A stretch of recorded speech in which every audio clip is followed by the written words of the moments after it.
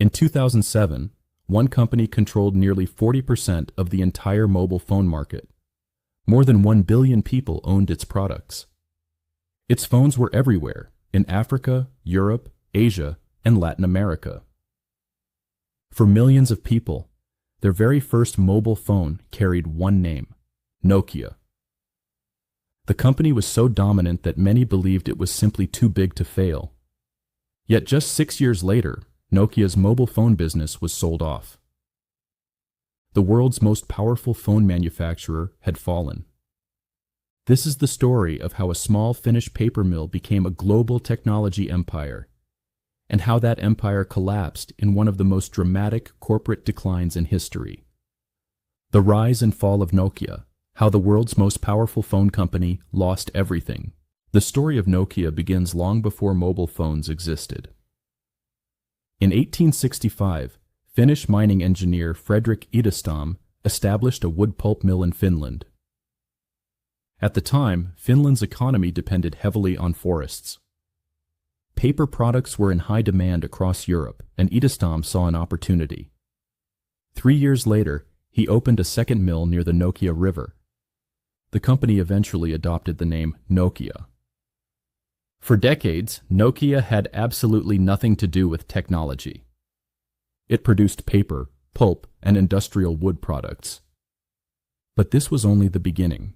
Modern Nokia was actually created from 3 separate companies. The first was Nokia itself. The second was Finnish Rubber Works, famous for manufacturing rubber boots and tires. The third was Finnish Cable Works, which produced telephone and telegraph cables. At first glance, these businesses seemed unrelated. Paper, rubber, cables. But together they laid the foundation for something much bigger. In 1967, the 3 companies merged to form Nokia Corporation. The new Nokia operated in dozens of industries: electronics, power generation, consumer goods, telecommunications. No one could have imagined that one division would eventually change the company's destiny. During the 1970s, Nokia began investing heavily in electronics and communications technology. The company developed digital telephone exchanges, radio systems, and data transmission equipment. But its most important move came when it joined the development of the Nordic Mobile Telephone Network. Known as NMT, it became the world's first multinational cellular network. Years before mobile phones became mainstream, Nokia was already gaining valuable experience. While much of the world still relied on landlines, Nokia was quietly preparing for the future. In 1982, Nokia introduced one of its earliest mobile devices, the Mobira Senator. Calling it a phone might be generous. It weighed nearly 10 kilograms. Most users installed it inside vehicles because carrying it around was impractical. But despite its size, it represented something revolutionary: wireless communication. The dream of carrying a telephone wherever you went. And Nokia was determined to lead that future. The early 1990s brought disaster. Finland entered a severe recession after the collapse of the Soviet Union, one of its largest trading partners. Many of Nokia's businesses struggled. The company faced a critical choice: continue as a diversified industrial giant, or focus on telecommunications. Under CEO Jorma Ollila, Nokia made one of the boldest decisions in business history. It sold off many divisions: televisions, consumer electronics, rubber products, tire operations. Nokia would focus almost entirely on telecommunications. It was a risky gamble, but it would soon pay off massively. At the same time, Europe was embracing a new mobile standard known as GSM. Unlike older analog systems, GSM offered better call quality, stronger security, and international roaming. Many companies underestimated its importance. Nokia did not. The company invested heavily in GSM infrastructure and devices. When GSM networks expanded around the world, Nokia was perfectly positioned to dominate. And dominate it did. From the mid-1990s to 2007, Nokia entered its golden age. the company released some of the most iconic phones ever created. The Nokia 3210 removed the external antenna and introduced customizable covers. It sold over 160 million units. Then came the legendary Nokia 3310, a phone so durable that it became a cultural meme. People joked that it could survive almost anything. Its battery lasted for days, sometimes weeks. Then there was the Nokia 1100, built for emerging markets. Simple, affordable, reliable. Over 250 million units were sold, making it one of the best-selling electronic devices ever made. By 2007, Nokia had reached heights few companies ever achieve. Nearly 40% of all mobile phones sold globally carried the Nokia brand. 1 out of every 3 phones sold worldwide was a Nokia. The company was worth over 100 billion euros. It became Finland's most important corporation. Its taxes helped support the national economy. Its success transformed Finland into a global technology powerhouse. Nokia appeared unstoppable. But at the very moment it reached the summit, the seeds of its downfall had already been planted. In January 2007, Steve Jobs unveiled a product that would change the industry forever: the Apple iPhone. Many Nokia executives were unimpressed.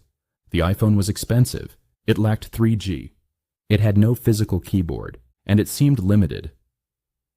Nokia believed customers cared most about hardware specifications: battery life, signal strength, durability. Apple saw something Nokia didn't. The future of mobile phones wouldn't be defined by hardware. It would be defined by software. Nokia's smartphone operating system was called Symbian. Years earlier, it had been one of the most advanced mobile platforms in the world. But it was built for another era. An era of tiny screens, physical keypads, and limited internet access. As smartphones evolved, Symbian became increasingly difficult to improve. Touchscreen support was poor. App development was complicated. Updates were slow. While Apple built a modern operating system from scratch, Nokia was trying to renovate an aging one. And the cracks were beginning to show. Technology wasn't Nokia's only problem. Its culture had become a liability. Former employees later described a company where managers feared delivering bad news. Decision-making became slow. Departments competed with one another. Innovation struggled to reach senior leadership. Many engineers reportedly knew Symbian was falling behind, but their concerns often failed to influence executives. In the smartphone era, even a 6-month delay could be fatal, and Nokia was moving too slowly. Apple's greatest innovation wasn't the iPhone itself, it was the App Store. The smartphone became a platform. Users could download games, social media apps, productivity tools, and entertainment services. Developers rushed to create software. The more apps available, the more customers bought smartphones. The more customers arrived, the more developers joined. A powerful cycle emerged. Nokia never successfully built a competing ecosystem. Developers increasingly focused on iPhone and Android. Symbian was left behind. One of the most debated decisions in Nokia's history involves Android. Before Android became dominant, Nokia had opportunities to embrace Google's operating system. Management declined. They believed owning their own software platform was strategically important. Instead, companies like Samsung Electronics embraced Android. Samsung rapidly expanded, Android exploded, and Nokia found itself trapped. The company had protected its independence, but lost the market. In 2011, CEO Stephen Elop announced a partnership with Microsoft. Nokia would abandon Symbian and adopt Windows Phone. The strategy seemed logical. Differentiate from Android. Gain Microsoft's support.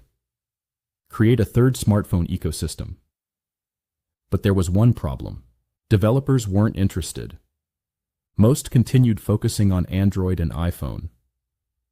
Consumers hesitated. and Windows Phone remained a distant third. The gamble failed. While Nokia struggled, Samsung surged ahead. Apple continued growing. Android became dominant. The smartphone industry moved at software speed. Nokia was built for a hardware era. By 2013, the unthinkable happened. Nokia sold its handset division to Microsoft. A company that had once dominated global mobile communications had lost control of the market it helped create. Its reign was over. Nokia's fall wasn't caused by a lack of talent, or money, or technology. It was caused by a failure to recognize that the basis of competition had changed. Nokia believed it was competing in the phone business. Apple and Android companies understood they were competing in the software ecosystem business. When phones became pocket computers rather than communication devices, Nokia's greatest strengths became less important. Yet despite its fall, Nokia's legacy remains undeniable. The company helped connect billions of people. It shaped the modern mobile industry. And for an entire generation, one sound symbolized the future.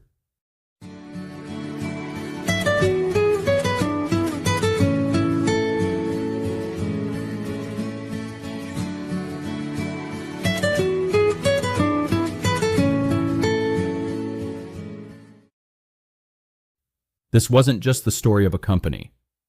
It was the story of how quickly technology can change the world, and how even giants can fall.